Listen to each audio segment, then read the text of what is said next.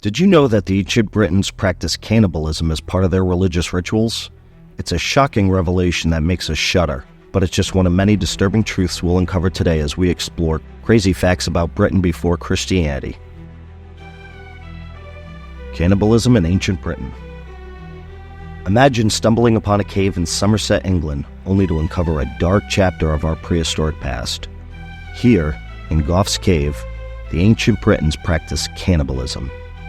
Artifacts unearthed tell a grim tale, human remains marred by bite marks and skulls meticulously sculpted into bowls. These findings reveal a resourceful, albeit gruesome, approach to survival. Primitive stone knives were used to carve meat and muscle from bodies. Bite marks found on ribs and even toes indicate that no part was wasted. The cave was occupied around 15,000 years ago during the Upper Paleolithic era. The butchery marks on bones suggest a systematic process of dismembering and defleshing indicative of cannibalistic practices. Skulls were shaped into cups, likely used for drinking or rituals. This practice has been observed in other prehistoric cultures, blending practicality and symbolism. Such skull cups might have been used in ceremonies to honor the dead or in communal feasts, possibly to absorb the deceased's strength or spirit. Brutal human sacrifices in ancient Britain. Pre-Christian Britain was a land steeped in rituals, some of which involved brutal human sacrifices. Archaeological discoveries of well-preserved bodies found in bogs provide chilling evidence of these practices. These bodies, often referred to as bog bodies, exhibit severe injuries that suggest ritualistic killings. One notable example is the Lindau Man, discovered in a peat bog in Cheshire. This Iron Age man suffered a violent death. A heavy blow to the back of the head fractured his skull and pushed fragments into his brain, breaking his teeth.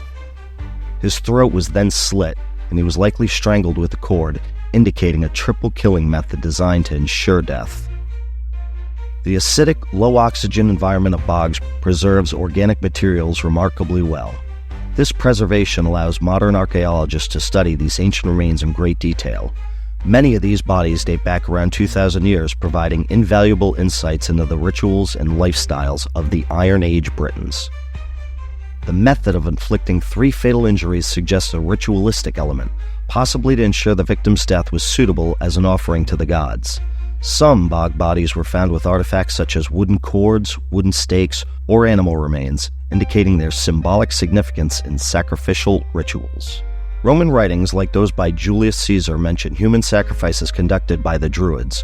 While these accounts provide valuable insights, they can be biased or exaggerated, reflecting Roman perceptions of Celtic barbarism rather than objective observations. It is crucial to approach them with caution. These sacrificial practices highlight the deeply spiritual and ritualistic nature of pre-Christian Britain. The Britons believed in appeasing their gods through offerings, which sometimes included human lives. Understanding these ancient rituals provides context for the profound changes that occurred with the advent of Christianity. These brutal sacrifices, preserved through time, offer a glimpse into the complex and often harsh spiritual world of ancient Britons. They remind us of the drastic cultural shifts that took place with the rise of Christianity, transforming a society steeped in ritual violence into one guided by new religious principles. The Wicker Man, fact or fiction? The legend of the Wicker Man, a giant effigy used by the Druids for human sacrifices, is one of the most chilling tales from ancient Britain. According to Roman sources, Druids built large, hollow figures out of wicker, filled them with human tributes, and then set them ablaze. But how much of this legend is actually true? Julius Caesar, in his commentary, The Gallic Wars, mentions Druids using wicker structures for human sacrifices. These accounts, though valuable, often depicted the Druids in a negative light to justify Roman conquest.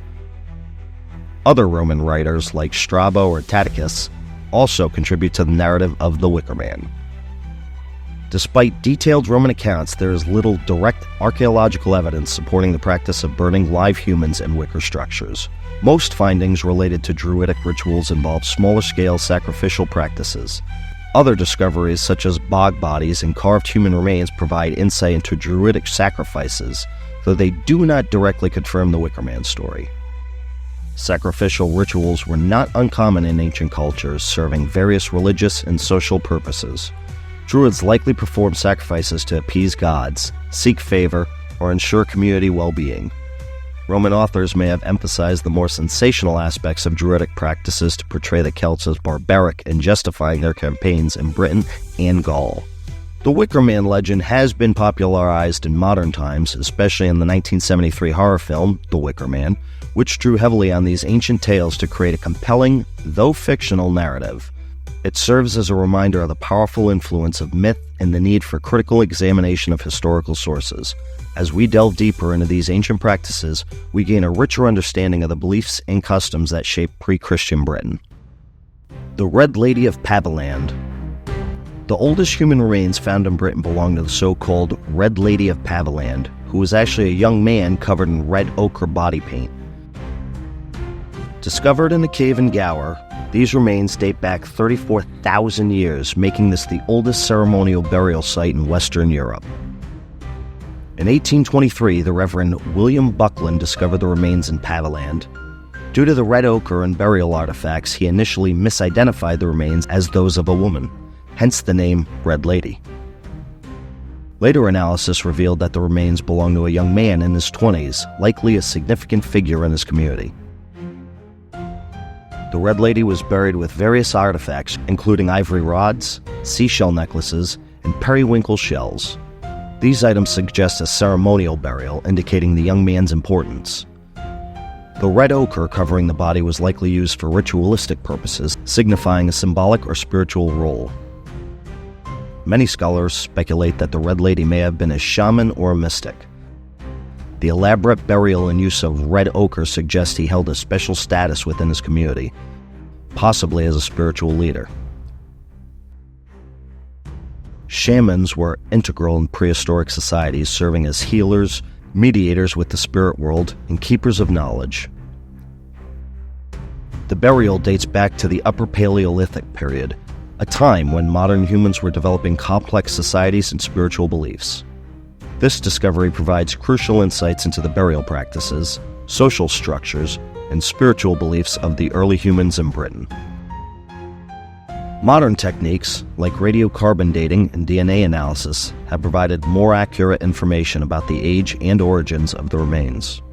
Ongoing research seeks to understand the broader cultural and migratory patterns of ancient humans in Europe, connecting findings like the Red Lady to wider prehistoric contexts. The story of the Red Lady of Paviland offers a fascinating glimpse into the distant past, revealing the spiritual and social life of ancient Britons before Christianity. Skara Brae, a Neolithic marvel.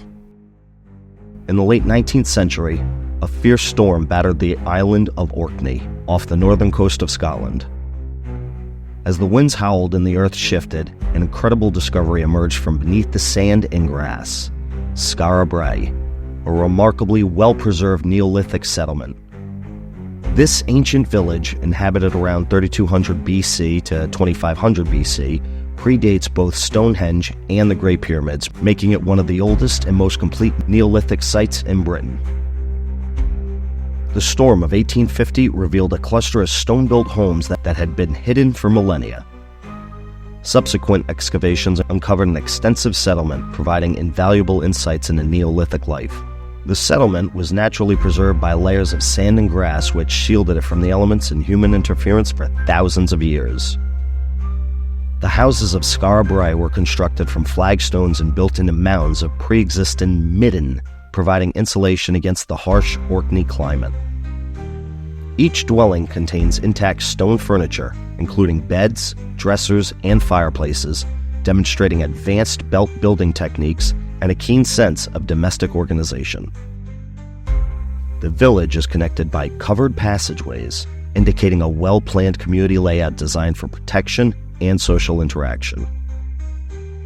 Skara Brae's age, dating back over 5,000 years, makes it older than the Egyptian pyramids and even Stonehenge.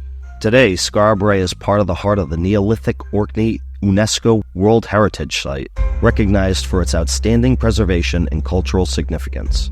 Skara Brae stands as a testament to the ingenuity and resilience of Neolithic people. Its discovery and preservation provide invaluable insights into a world long past, allowing us to connect with some distant origins of human civilization. Through its stone walls and ancient artifacts, Skara Brae tells a story of community, innovation, and survival in a harsh and unforgiving landscape. Boudica, the fearless warrior queen. Boudica was a British queen and wife of Persudicus, a regional king who sought alliance with the Romans upon their arrival. Despite his efforts, when Persudicus died, the Romans enslaved his relatives and plundered his kingdom.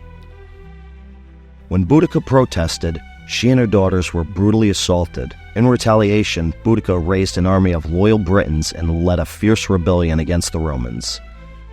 She is estimated to have killed as many as 70,000 Romans and their allies before her forces were eventually defeated by a more organized Roman army. Facing capture, Boudica chose to poison herself. During the 1st century AD, the Roman Empire expanded into Britain, encountering various tribes and kingdoms. The Iceni, ruled by Persudicus and Boudica, initially sought a cooperative relationship with the Romans. However, the Romans often enforced harsh policies, including heavy taxation and land confiscation, fueling resentment among the local tribes. The mistreatment of Boudica and her daughters galvanized her resolve to fight back. Her personal suffering and the broader injustices faced by her people spurred her into action. Boudica's rebellion, though ultimately unsuccessful, became a symbol of resistance against oppression. Her story was recorded by Roman historians Tacitus and Cassius Dio, ensuring her legacy. Today, Boudica is remembered as a national heroine of Britain. Statues and monuments, such as the one near the Houses of Parliament in London, commemorate her courage and leadership. Her life and rebellion have been the subject of numerous books, films, and academic studies, highlighting her enduring impact on British history and culture. The Painted Ones. The Picts who saved Scotland. The Picts, a fierce warrior people of northern Britain, played a crucial role in the formation and preservation of Scotland. Named the Painted Ones by the Romans due to their use of war paint, the Picts defended Scotland from several invasions. Their formidable resistance prevented the Romans from conquering the northern territories and later repelled the Anglo-Saxons. The Picts' victory at the Battle of Dun Nactane in 685 AD was pivotal in maintaining Scotland's independence, ensuring that the entire island did not become a single Anglo-Saxon nation. The Picts were a confederation of tribes with Celtic origins inhabiting what is now eastern and northern Scotland from as early as the Iron Age. The term Pict comes from the Latin picti, which means painted ones, referring to their custom of body painting or tattooing with intricate designs. The Romans built Hadrian's Wall around 122 AD to defend their province over Britannia from the northern tribes, including the Picts. A later attempt to push further north led to the construction of the Antoine Wall. However, the Picts' resistance proved too formidable, and the Romans eventually retreated back to Hadrian's Wall. In 685 AD, the Picts, led by King Britons III, faced the Anglo-Saxons at the Battle of Dun Nactane.